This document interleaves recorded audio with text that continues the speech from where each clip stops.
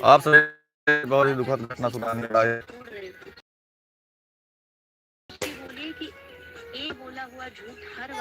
Shooting चल रही थी,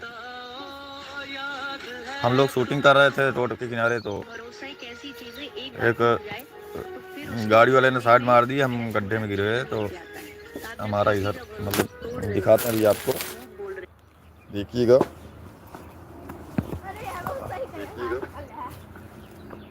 ये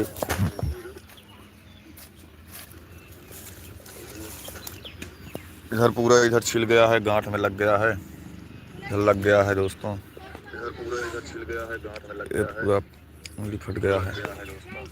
इधर तो थोड़ा कम लगा है भाई, इधर ये पूरा जो है कंधा देखिए छिल गया है पूरा, बहुत दुख रहा है भाई। इधर देखिए, ये देखिए गांठ में इधर लग गया है, इधर गांठ में लग गया है।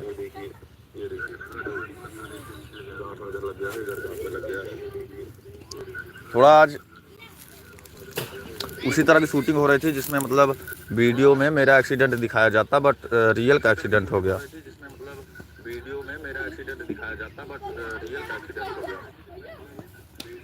भाई यार बहुत मतलब दिखाते हैं आपको बढ़िया से, देखिए भाई ये